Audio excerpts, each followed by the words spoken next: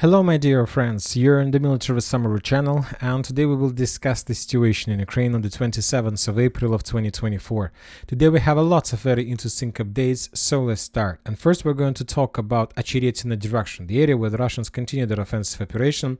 During the previous 24 hours we got additional updates about the further Russian progress in Ocheretyne itself, in Keramik and Novokalinovo. Furthermore, some sources reported about additional Russian progress inside of Arkhangelsk. So let's start from the beginning. According to most of the mappers, the Russians have already established complete control over the stronghold, but when talking about the geolocations, during the previous days we received geolocations just from the southern part and from the central part, and this is the, let's say, the most northern, let's say, geolocation. We will not watch this video due to casualties and losses among the Russian soldiers. When talking about this territory, we have, let's say, just selected this map. We haven't received even a single geolocation confirming Russian progress, just a report from different mappers, including pro-Ukrainian Deep State and neutral Syriac and some, let's say, other pro-Russian mappers. Furthermore, some not very reliable sources reported that the Russians launched their offensive operations towards Arkhangelsk, and that as a result of clashes, the Russians either managed to establish control over some buildings or to enter some trenches and fortifications. So anyway, the Russians continue moving. They're not going to stop. They have additional resources, additional reserves, and most likely the Russians will continue their offensive operation.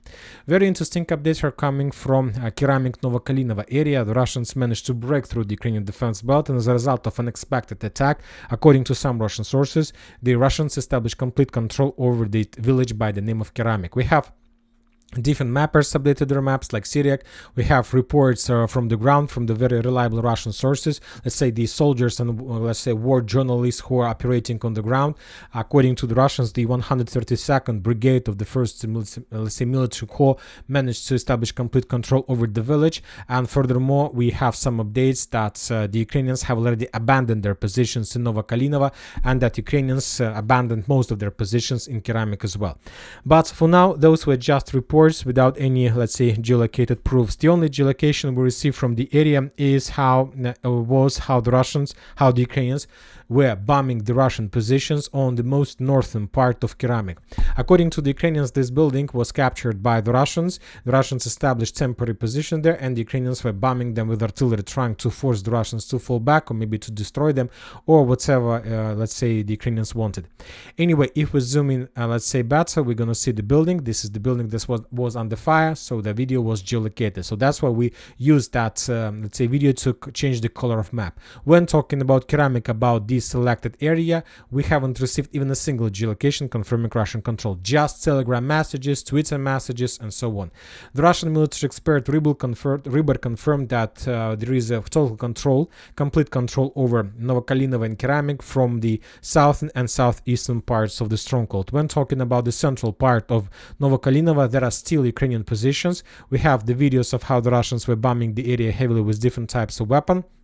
So anyway, regarding the, let's say, the current positions of the Ukrainians or the Russians, we see that the Russians are moving, that the Russians are unstoppable. We see that the Ukrainians show no resistance to the Russians, and most likely during the next few days or even hours, the Russians may try to establish control over this part, and then there is going to be a cauldron, and the Ukrainians who are currently located in Novokalinovo and the fields will be encircled, and most likely, of course, they will be suggested and proposed by the Russians to surrender. If they don't surrender, of course, they will never leave this cauldron and these fields and the rest of Novokalinovo. So the situation is critical, but all these things with the progress are not the most important updates. The most important update is that the Western countries, Western intelligence and Ukrainian intelligence reported that the Russians are about to use and to, let's say, introduce additional 10,000 soldiers on Ocheretyne direction.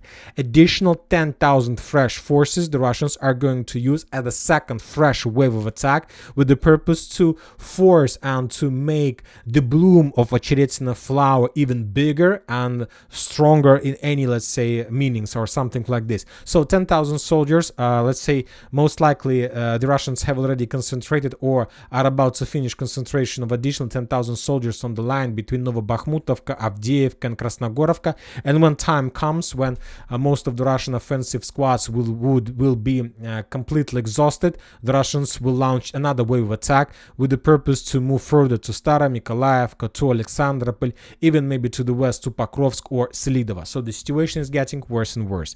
Now let's move to Berdiychi, the area, the fields between Solovyovo, Novobakhmutovka, Berdiychi and Semyonovka. We see lots of updates, most of them are flags. We have updates that the pro-Ukrainian sources completely confirmed the Russian control over Solovyovo. This information we received from the deep state. Furthermore, we have videos from Berdiychi. On this video, we can see the Russian flag raised above the building that show us and confirm complete control over this part of Berdiychi, that this territory is under complete Russian control. We still have one just block. There is like a small street with, let's say, 20-30 buildings in it. We haven't received even a single geolocation from the area. Most likely this part of Berdiychi was also captured by the Russians, but also there are chances that there might be some Ukrainian soldiers inside of this area. So anyway, we still haven't received any, let's say, confirmations from the Ministry of Defense of Russian Federation.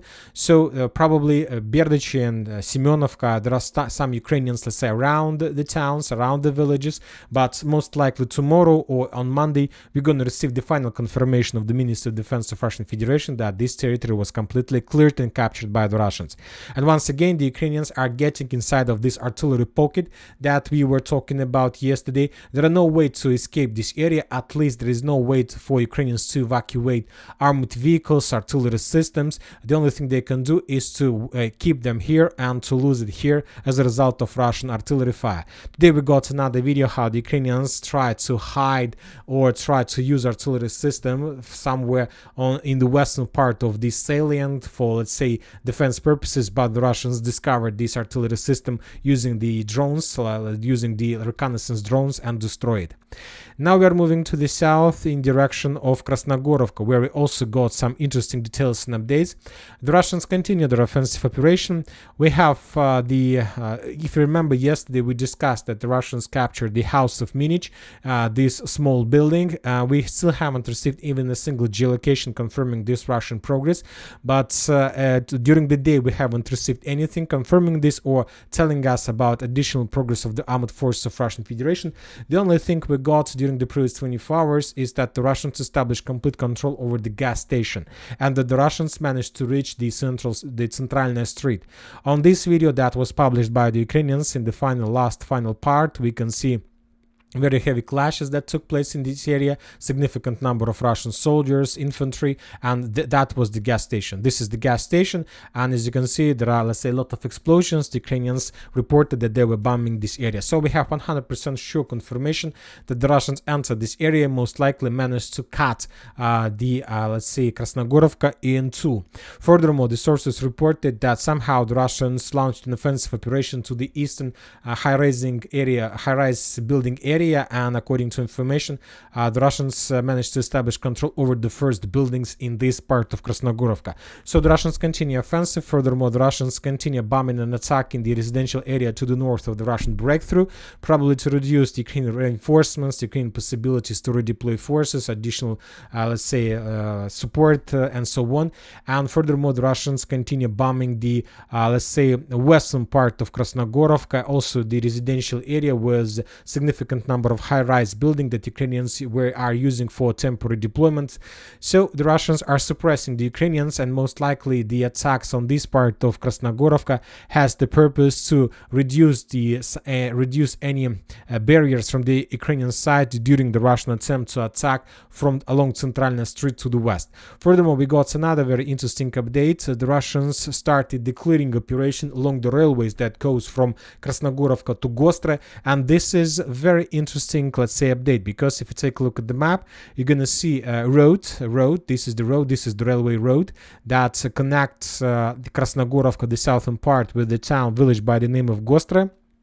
And the Russians, as you can see, start clearing this area with FPV drones. So most likely during the next few days, the Russians may try to attack and to conduct an offensive operation along this area with the purpose to get as close as possible to Gostre itself. And of course, this is going to be Rako in force or Rako in combat, and the Russians during the attack will try to make a decision what to do next, whether to get additional reinforcement, let's say add additional forces in this attack. And if the Russians are able to break through the Ukrainian defense belt along the railways, and if the Russians are able to get Gostro itself, then this is going to be significant progress of the Russian side, and this is going to be the end of Krasnohorivka battle, not just of Krasnohorivka, this is going to be the beginning of the battle for Kurakhova. So I believe that the next few days we need to pay attention on this direction, because if this is the vital and decisive direction either for the Russians and for the Ukrainians, and if the Ukrainians can stop the Russians, then it's okay for them, but if not, this is going to be complete collapse. Now we are moving to the south, Novomikhailivka. We haven't received anything during the previous 24 hours. The Russians took operational pause. They're regrouping, bringing additional reinforcements. They gave some time for the Russians to relax, probably to get some fresh forces, but most likely in a week after the Victory Day, they will start an offensive with the purpose to establish control over Paraskovyevka or maybe even over Vuhledar. When talking about Novomikhailivka, no activity, but when talking about Vuhledar, the Russians continue FPV droning of the Ukrainian positions in the farms that located to the southwest of Vuhledar, and the Russians continue clearing the farms and residential area that located to the southeast of Vuhledar. So once again, if we increase the numbers of this since the beginning of April, it's obviously that most likely the Russians are about to start the ground operation in this area. Most likely the Russians are going to cross Kashlygach. It's just a question whether the Russians are going to cross this Kashlygach on the 10th of May or let's say this weekend or on Monday. Currently it's very difficult to understand due to the holidays, big holidays in Russia, but anyway, this operation obviously is going to take place very soon. Staromayorskaya and Vremivka tactical bridgehead. The Russians continue clearing area, clearing the fields. They're bombing with the towns and positions of Ukrainian forces with FABs in the vicinity of Blagodatne with, let's say, guided bombs. The Russians continue FPV droning the area with, let's say, Baba Yaga drones. The Russians continue bombing the Ukrainians in the northern part of Ocheretyne, trying to reduce the number of reinforcements that Ukrainians are sending, let's say, every day to the south in direction of the farms. Also, according to information we have, during the previous 24 hours, the Russians managed to establish control over additional from 2 till 400 meters in the farms. So most likely, during the next few days, the Russians will establish complete control over the southern part and basically to cut the road between Staromayorska and Ocheretyne itself. Most likely, the Russians are about to start the ground operation in Staromayorska as well. So going to be very hot during the next few days or even weeks. Now we are moving back. We are moving back to Chasiv Yar. The Russians, after a very long operational pause, renewed their offensive, and mainly the Russians were concentrated on clearing and establishing control over the, let's say, German forest and over these territories. So they were moving further to the west. The Russians were moving further to the Siversk and Kupyansk canal. Most likely, the Ukrainians and the Russians understand that as soon as the Russians get this and establish control over the rest of German forest and Stupki Golubkovsky, this area, then the final battle for eastern part of Chasiv Yar is going to start, because from this area, if the Russians are able to establish control and to clear this area, the Russians will have possibilities to move along the trenches and fortifications from the south to the north, and they will basically cut the eastern Chasiv Yar from the mainland. So this is approximately the Russian goal and the Russian plan on this direction. So that's why either the Russians and the Ukrainians understand that this is the decisive area, vital question for both of them, for the Russians to establish control, for the Ukrainians to repel every single Russian attack. The Russians have already established complete fire and FPV drone control over the territory. Nothing from the Ukrainian side can enter this area, and most likely nothing can leave this area as well. From the other side, while the Russians are moving on the southern flank, the Russians continue bombing and pummeling just the eastern Chasiv Yar with significant number of artillery. I know that everything for battle for Chasiv Yar is already ready. The only thing is the Russians are waiting for something. And my projection and my understanding that the Russians are waiting when the German forest and Stupki Golubkovsky II would be captured by the Russians. Also, the sources reported that during the previous night, the Russians conducted successful missile strike on Ukrainian positions, temporary positions, and there were a significant number of Ukrainians who left under the ruins of the area of explosion. Also, we have a certain activity of the Russians in the vicinity of Kalinovka. On this video we can see a very, let's say, massive or very big concentration of Russian fire. The high-rise area was under very, very heavy fire. Probably there is something like temporary positions. These, let's say, buildings are located very close to the main, one of the most important, let's say, roads between one side and another side of Siversk and Kupyansk canal. So that's why the Russians were pretty focused, trying to reduce the Ukrainian reinforcement redeployment. Most likely, if the Russians were successful with the suppression of Ukrainians there, most likely we need to expect additional Russian attempts to attack in direction of Kalinova from the southeast, something like this. Now we are moving to Siversk area. During the previous 24 hours, we haven't received anything from Razdolovka, so we don't have any confirmations whether the Russians managed to establish control over some buildings or not. Veselaya, Vyimka area, also no updates, so sure we don't have any updates whether the Russians conducted any attacks and whether they managed to establish additional control. As you can see, there is no even FPV drone strikes. But we start receiving significant number of updates from the village by the name of Sporna. Today we got additional batch of the videos of how the Russians were pummeling the area with cluster aviation bombs RBK 500. Also with aviation bombs, also with FABs. So the Russians are preparing this territory for further offensive operation, and most likely, maybe not in minutes, maybe not in hours, but obviously in few days, the Russians will make another significant attack on this direction with the purpose to establish complete control over the village and to force the Ukrainians to fall back to Vuhledarivka. So if we increase the numbers of this once again since the beginning of April, we're gonna see the concentration on configuration of Russian fire, a lot of icons, very big Russian activity, and most likely the Russians have already finished the preparation for this offensive operation as well. Bilogorovka, we haven't received anything important, the same as the southern Kupyansk, nothing important. The central Kupyansk direction, we have just one important video. Today the 68th Jaeger Brigade of Armored Forces of Ukraine published the video where they were claiming on the very bad situation on the line of combat contact, but most likely that video was made for a reason, because as you know, as we discussed in the previous update recently, to be more precisely the previous evening, the Russians began offensive operation on the Kislovka-Kotlarovka directions, and as a result of attack, the Russians have already managed to establish complete control over Kislovka, according to some sources. So most likely the soldiers of 68th Jaeger Brigade understand that most likely their forces, their, let's say, platoons, their companies would be sent to, let's say, to stabilize the front line. So they understand the situation with supply, with support, with artillery, and they understand that if the Ukrainian authorities, military authorities send them, that will be the one-way ticket. So that's where they start claiming, starting something like a riot. Maybe they think that the Ukrainians will send some officers and they will capture or arrest them. But as I understand, currently for the Ukrainian soldiers on the line of combat contact, arrest and being got into the jail, a much more better situation than to be sent on the line of combat contact to the zero line.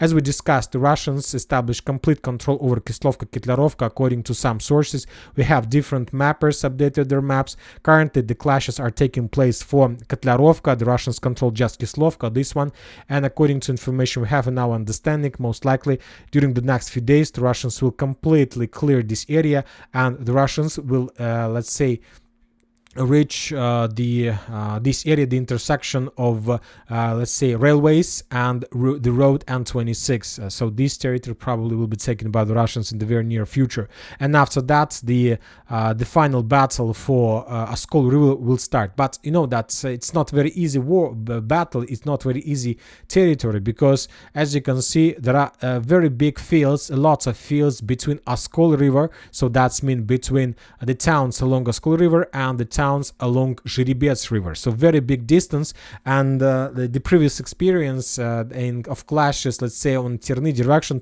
show us that it's not so easy to cross very big fields, because most of the Russian attacks in these fields were repelled by Ukraine's FPV drones. So most likely the same situation expect the Russians on this direction. But maybe the Russians have already found a solution how to prevent and how to suppress Ukrainian drones, and they, let's say, expect that they can reach Oskol River by crossing the fields. But anyway, currently we can't know for sure, but obviously soon we're gonna know, we're gonna find this out.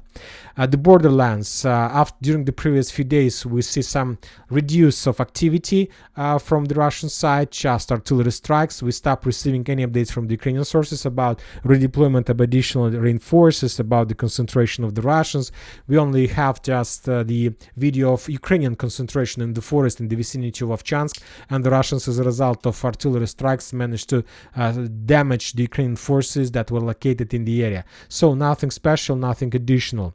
Kherson direction, if we remember, during the previous days we were talking a lot about possible Ukrainian attempts to cross Dnieper and to land in Krinky once again. The Russians probably take the situation in serious. They understand that the Ukrainians can do this, so that's why the Russians start bombing and pummeling the towns along Dnieper River once again, using FAPs 1500, 500, 250. The towns are under very heavy fire. The Russians understand that it might be not a joke. They need to be prepared, and they need to reduce the Ukrainian, let's say, possibilities to conduct any successful operation.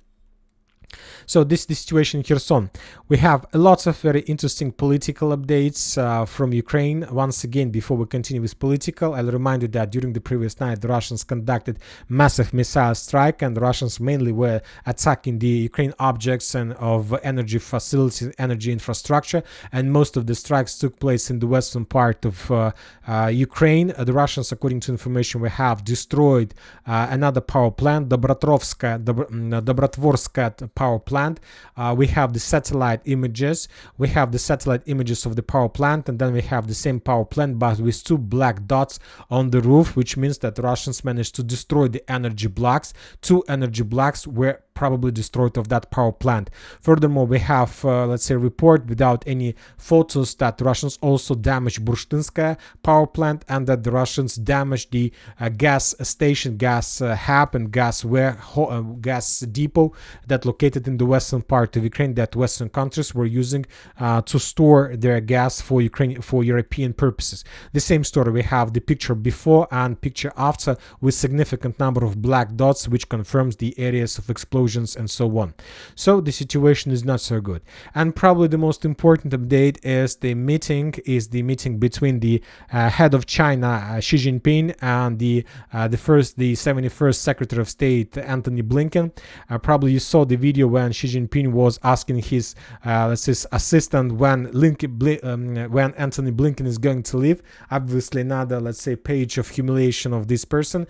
And we also have some statements from Blinken itself, and according to information we have, the US tried to convince China to stop helping Russia and failed. So obviously states failed on this direction, but most likely this situation is going to lead to another sanctions against China this time. But sanctions is not very good, let's say, solution for this situation. Furthermore, we have update that Putin, the president of Russian Federation, in May is going to go to China to visit Xi Jinping, where probably he will receive some message that Lincoln tried to send to Russia through the head of China. Obviously, there might be some proposals for the beginning of the negotiations, or some, I don't know, ultimatum to Russia to stop special military operation, or USA will start their own, let's say, activity, and very heavy one. And that's it for today. Military Summary channel reminds we condemn any violence in the world. Thank you for watching. Subscribe to my channel, put your likes, join my Patreon, and have a good day. Bye bye.